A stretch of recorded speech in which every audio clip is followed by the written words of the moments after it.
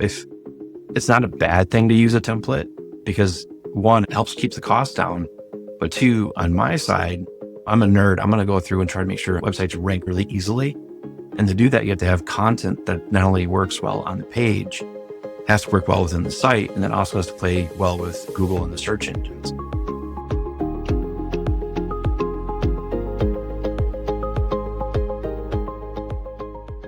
Hi, Jeremy. How you doing, Phil? I'm doing well. Thanks for joining me today on Keys to the Community. Thanks for having me, man. Yeah. Look forward to our conversation. We've known each other for a bit. Yeah. I'm anxious to get to know more about you and your creative journey.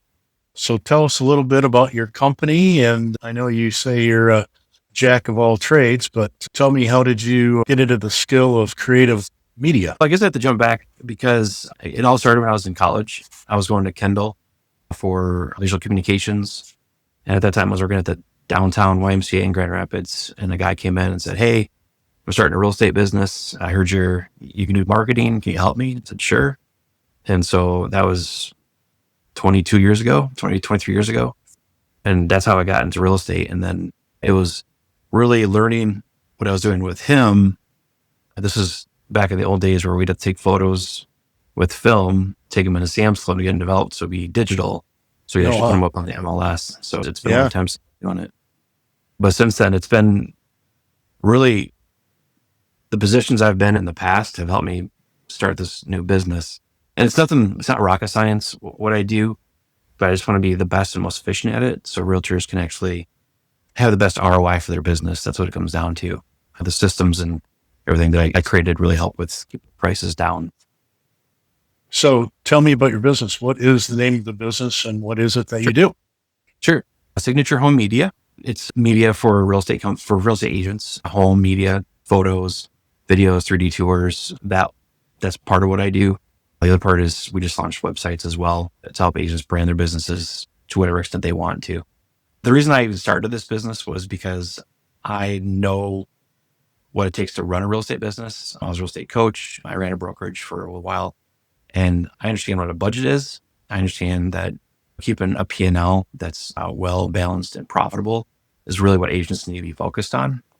And I don't want to gouge anybody more than what's necessary. I don't have any overhead other than hiring who I need to hire individually if I need to. So I really keep it a tight running ship, focus more on systems than anything else. So what might be a process or a person that you hire out that makes you stand out from someone else? Making sure we hit the deadlines as much as needed. And honestly, since we're diving into it, with the evolution of AI, I really don't have to hire out more than I used to. The editing process is where most photographers get hung up. When you shoot 7 houses a day, you're going through well over 1,000 photos a day to make sure they all look pristine. I've been spending the past year training an AI to really learn what I've been doing. So really what I can do is I can bring the pictures in, cull what's not needed, and then pre-process everything. So within an hour, I have over 500 photos that are ready to go and ready to ship, which is pretty cool. Wow, that's amazing. That's amazing. Yeah. It took a long time to get there, though. This whole AI thing, I don't understand it. And I think many people don't understand, but it seems on the one hand that it's really helping to make some businesses, maybe all businesses, more efficient. There's a scary side to that too, I think, and not knowing where all that information is coming from or where it's going. Yeah. I think AI can be scary. With the media, it's especially scary, but understanding what a large language model is, it becomes a lot less scary. If you used any AI for any amount of time, you realize that it has a really short memory. If you have a long chat with it, it'll really forget what you said 10 chats up. It'll just get stuck in a loop. And that understanding that it's really a program that's trying to be efficient to answer makes it a little more understandable to me, because the prompts that I use, I make it so it's here's like step 1, step 2, step 3. And then when you train it in lives, like MGen is what I use to edit my photos, it really starts knowing the really well. And that short-term memory becomes longer and evolved. But I'm not that I'm an AI professor by any means, but I don't think it's as scary as people need it to be, or as they think it should be. And I do think everybody should be utilizing it more. not only for their business, but for their personal lives too, because it would be, in my opinion, a great way for people to stay on top of things a lot better than what they were. Finances, all that stuff could be done through AI, which is pretty cool. So besides the editing, how do you use AI in your business? Or is that it? No, I use it for AI for that, blogs, co-writing blogs. There's a couple of agents I work for. We can feed it data information. I'm going to get nerding out. I'm nerding out here and I apologize, but I can give it a data tree of really common search terms and say, hey, I need blogs written for these. And then they need a link to other blogs on the website, which helps SEO. And then making sure it's written in a form that's not just, it doesn't sound like AI, it sounds like a person, but you can train it to do that pretty easily too. Those are the two main things I use for websites as well. Like putting together a website, making sure we show up on search engines, making sure that we're hitting the right key terms, stuff like that. Sure. So what separates effective real estate media from typical listing photos? That's a really good question. I might not stand out more on front end, but I definitely stand out more on the back end. We've talked about the affordability aspect of it. I'm not going to gouge realtors more just because I bought a new system. I only buy new systems that save people money. And so while everybody else has a bigger overhead, I want to keep a really tight ship and service agents that service really well, if that makes any sense. So the front end might look the same to the consumer, but on the back end, I hope it's better. Okay. And how can better visuals directly influence the listing performance? Great question. Recently, I've trained AI to, we've had 90 days of cloud in West Michigan. Yeah. I've trained AI to take that cloudy picture and make it look like it was a nice spring day in this instance, or a nice winter day. It completely changes the light, the shadows, the color tone, everything. Something it would take me hours to do with Photoshop. This can do in less than $15 for an agent, which is pretty cool. Wow. That's great. Yeah. So that's really effective in my opinion. Yeah. Homeowners, sellers get stressed out when Jeremy shows up to take a picture of their house. I know they do. I've been doing this for 20 years, and anytime I walk into a house, you can see the stress level go up. And I think it's because the house has to be on performance level, which means everything has to be perfect. And if the owners are there, they want to move things. They get stressed out over that is that plant shifted the right way before the window. And it's more of making sure their house shines the best. And what I've realized is when they're not there, it actually goes a lot better. When they're not there, I get comments from them saying, the pictures look great. You nailed it. Yeah. If I'm there, I don't get those responses. And I think it's because they think they could do better, if that makes sense. And in the 20 years since I've been doing this, I think training the owners to understand that if they're not present, it's going to be okay. They can't be present at showings anyway. And then plus, I'm not saying that I have ADHD, but you start conversations and you might miss a room, which really sucks because you have to go back and reshoot it. But when you get into the zone as a photographer, it just goes a lot more smooth. I can be in and out of the house quicker too. So if you're going to shoot listing photos for one of the properties I have listed, which has done remarkably well, how can I prepare a seller for what it is that you're going to be doing? That's a great question. I actually have on my website a downloadable checklist that you can give to the owners. It explains exactly the process that I do to take photos, what they need to be ready. And it also urges them that if they're going to get stressed out, to either leave the house or avoid me like the plague. And I know that sounds really bad, but that's something that I think a realtor could actually pass to their homeowners and say, for my photographer to do well, here's a checklist for you. And you can see that it's okay to leave the house. He is really quick and efficient, and he'll be in and out of your hair. Go to get a cup of coffee. I've tried to set every tool possible to make sure the agents understand they can do whatever they need to do and make sure the homeowners are well taken care of. The homeowners want to stay, not a big deal. I think it's better for them if they leave, to be honest. Sure. I might be wrong, but. Sure. No, I agree. I was going to ask this question later, and I'll ask it again later. But for right now, you said you have a downloadable link on your website. What is your website address? Homemedia.com. Good. So if someone, a realtor or just someone that's watching this podcast, wanted to just have some pictures taken of their home for memory's sake, not necessarily for a listing or whatever, they could contact you for that as well. Yep, 100%. Be happy to do it. Okay. Okay. All right. So I agree that the it's best when the homeowner isn't there because they get a little stressed out and maybe focus on some things that you can magically make disappear or enhance or whatever it may be. Yeah. Yeah.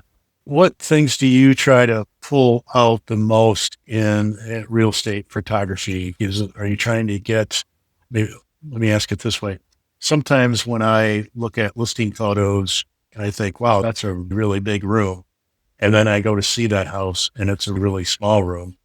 It seems like there's some distortion there sometimes, not all, but sometimes, whether it's the rooms or the landscaping or whatever. How do you avoid overselling it, if you will, or if that's the right word? That's a good question. I think the majority of the realtors like the wide angle lens. I try to show the relationship between rooms as much as possible. So instead of trying to squeeze into a half bath, I'll show where the half bath is relative to a bedroom. Getting in the hallway, making sure it's that way.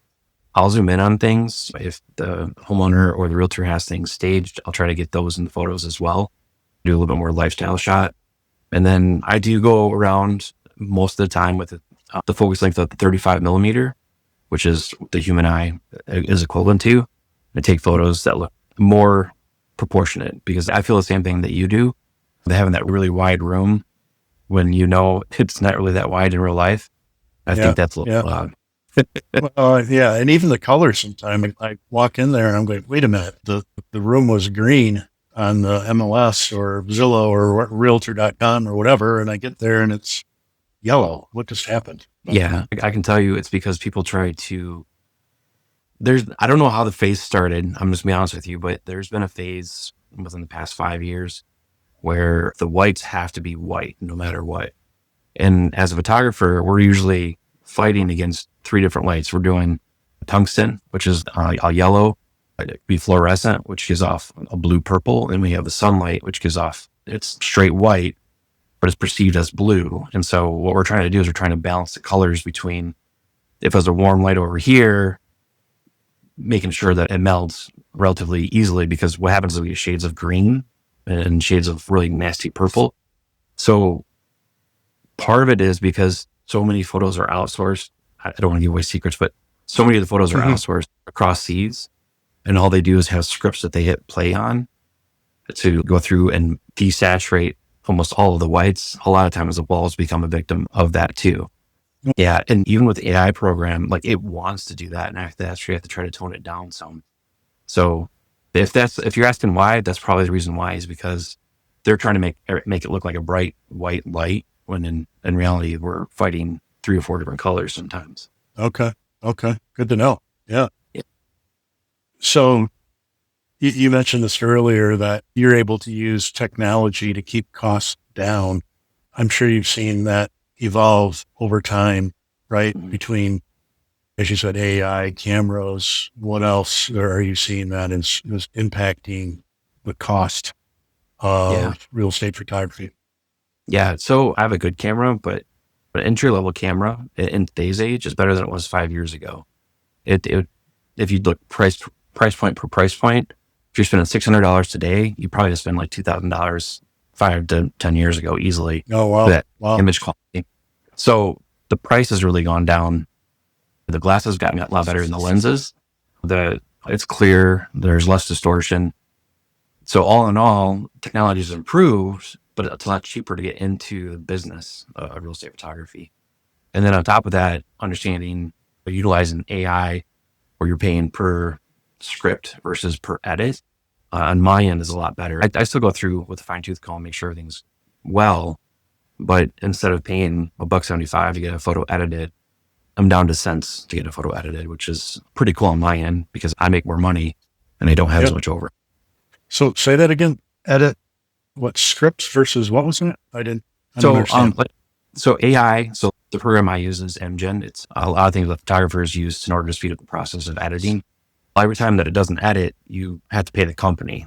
So you're paying on a credit system, which is cents on the dollar versus paying over a dollar per photo. Okay.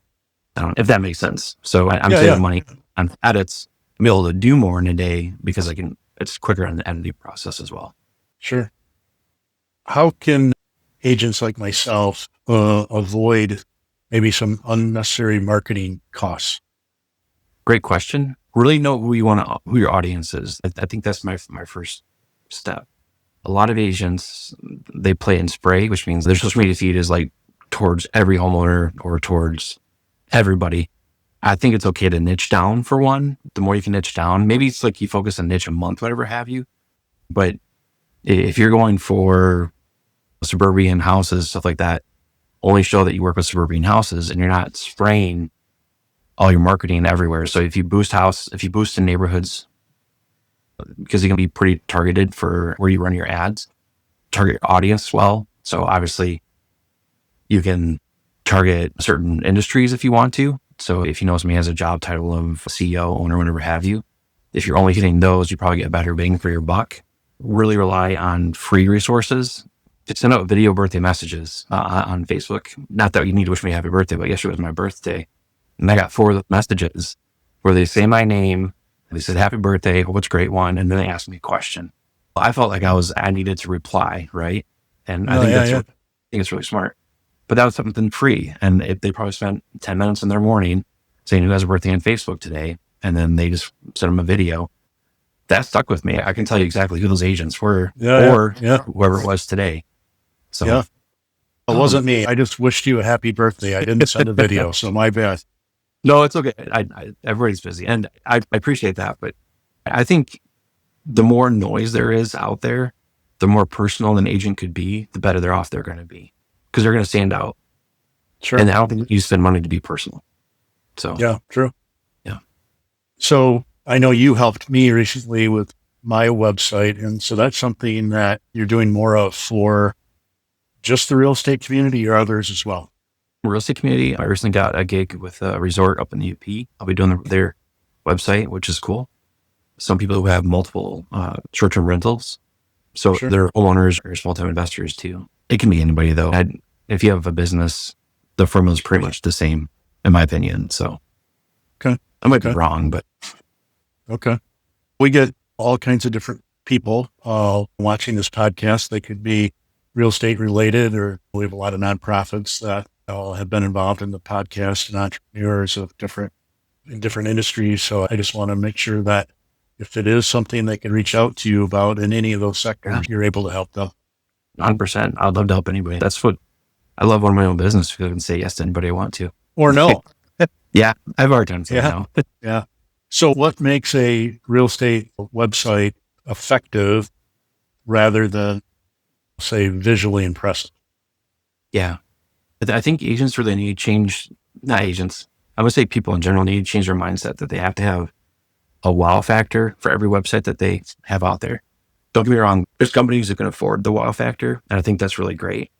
But for 90% of the population, if we change our mindset and say, you know what, a builder or developer has certain blueprints that they can sell over and over again, right? You can customize those blueprints to your heart's content. But for the most part, that same blueprint will work for 90% of the population that can afford that house. Websites are the same thing, in my opinion. If it's not a bad thing to use a template because one, it helps keep the cost down. But two, on my side, I'm a nerd. I'm going to go through and try to make sure websites rank really easily. And to do that, you have to have content that not only works well on the page, has to work well within the site, and then also has to play well with Google and the search engines. And be able to spend the time focused on that content and good imagery is going to be just as effective as if you spent a ton of money on a website that was coded from scratch. It has all the bells and whistles that you would want. That website's not going to get any more traffic necessarily than a website that is really focused in on SEO and making sure that the agent or the business can show up when certain keyframes or keywords are searched, which is what I like to focus on. And it doesn't take as much time with me because of AI and tools like that. So if I own a small business today and I contacted you and said, Jeremy, let's get a website going, speaking, again, it all depends on your schedule, my schedule, everything else. But typically from start to finish, how long does it take for you to build someone a website? A week, less. Really? Wow. Yeah. Wow. Yeah. If all the assets are there and all the ducks are in a row, it's pretty quick. I don't think yours took that long, did it? No, I couldn't believe how quickly you did it. I Yeah. was the holdup, not you, That, which that, is pretty and typical. yeah. But if I have all the assets, it's 3 days to get everything built out and one for review and then get everything keyed in. Okay. Okay. So my previous job, I was an art director. And all we did is turn out websites, and I learned a lot, which is great. And then able to utilize what I learned for pop shops, that means the world to me. Sure. I want to switch gears a little bit. This is a real estate podcast for sure, but as I said, we talk with nonprofits, we talk with entrepreneurs, governmental entities, that kind of thing. But I'd like to get into a little bit about a person's story. And so tell me a little bit about Jeremy's family. I love it. I married my best friend. So we met in college and we were friends for 2 years before we even thought about dating. She rejected me when I told her I had a crush on her. A week later, we were dating with the intent that we're going to get married. She's still my best friend. And then we have 2 amazing kids. My daughter, Evie, she's 17. She's got cystic fibrosis, so she keeps us on our toes. And then my son's 14. Great kid. He loves his video games and his hand-eye coordination is so quick.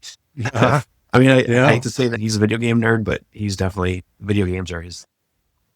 Sure. And I love it. And Liz helps you in the business. Is that right?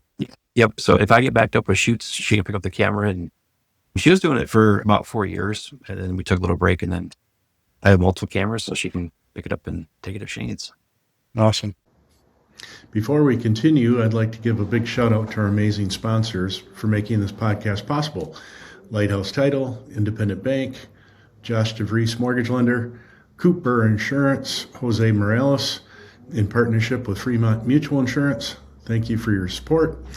Check out their info in the description below. Let's dive back in. So I know cystic fibrosis is near and dear to your heart because of your daughter. Tell us a little bit more about that. Tell us about the disease, what people can do to help, that kind of thing. Yeah. It's a genetic disease. What it kind of, the really short end of it is the body doesn't know what to do with sodium. And so there's a byproduct, which is a really thick mucus. It lines the respiratory, the digestive, and the reproduction systems in a body. So you're dealing with obviously respiratory issues, digestive issues, and then having kids is hard for people with CF. Not only for the fact that the cystic fibrosis is hard to let things get to the eggs and nutrients get to the eggs and stuff like that. There's also the aspect of there's a really good chance that their kid would have the same disease. 2 people with CF shouldn't be by each other unless they are in the same family. So it's a lonely disease. My daughter can't go and have a friend who has CF because there's really dangerous bacteria that if it gets in their body, it just doesn't go away. Me and you, we can cough it out, sneeze it out. But if it gets in a CF patient, it's there. It could be there for life because some of the bacteria can't be killed and they'll just get worse and worse. They do have a short lifespan, but it's getting better. If you want to help the Cystic Fibrosis Foundation, they have walks, they have places to donate on their website. All that money goes into research, and there's been a lot of leaps and bounds that have happened even within the past decade. When my daughter was born, average lifespan was, I think, 28. And then since these new medications have come out, they're in the 40s to 50s, which is awesome. Oh, wow. Wow. The local nonprofit that's near and dear to my heart is the Friends and Family of Cystic Fibrosis. And the reason being is, even as a parent with a kid with CF, when they're in the hospital for weeks. So a common cold turns into pneumonia, they're in the hospital, and they have to get all that out before they can get released from the hospital. Oh, wow. So it's pretty much 2 weeks of, I don't want to say solitary confinement, but they can't leave the room. They're stuck in that room for weeks. And Friends and Family, they try to make those visits better. And then as people with CF get older, as you can imagine, if you get sick 2 times in a year, you don't have that much vacation time. You don't have that much sick time. So keeping a job for people with CF is hard. I'm trying to teach my daughter how to run her own business already. So hopefully she doesn't have to deal with that, but it's hard. And so a lot of times where they have financial needs that people just don't think about. I don't want to give excuses. I used to be a business coach, so I know I have reasons or results. And being on this end of things, I can tell you that we've benefited from it because there was a job I lost. It was like my daughter was in the hospital for 2 weeks. I didn't take much time off, but I wasn't as on call, I guess I want to say, as I normally am. Sure. And I got let go. So that impacted me directly. And when is a person typically diagnosed with CF? Great question. In the state of Michigan, You'll notice that babies get a heel prick at birth. And what they do is they take that blood test and they send it out and they test for a bunch of different diseases. And CF is one of those. So typically within the week after they're born, you'll get a phone call letting them know if your kid has CF, which is great because there's a lot of preventive medicine they can do right from the beginning to expand their lifespan. Okay. And I think, and obviously you're in the throes of this every day, but from someone that has not experienced what you've experienced, I look at the West Michigan medical community and I think of DeVos Children's Hospital and Van Andel Institute and on it goes. Have you found those to be significant resources for you? I will sing their praises to the day I die. They're an amazing resource for people in Michigan and in West Michigan specifically. The Helen DeVos Children's Center, I don't think you can do better. I really don't. Yeah. They're such a caring community. And I think that's the big difference is we've never been under the impression they never cared. I think they actually care more than any other hospital, especially for the kids in those rooms than I've ever seen. I hear that repeated over and over again. So I had some friends with kids, friends with grandkids that have unfortunately had to use their services and just can't say enough about them. So that's awesome to hear. Yeah. Yep. Say the name of that. We'll see you. Friends, is that what you called it? The local nonprofit is Friends and Families of Cystic Fibrosis. Okay. Thank you. And they have yep. Okay. Great.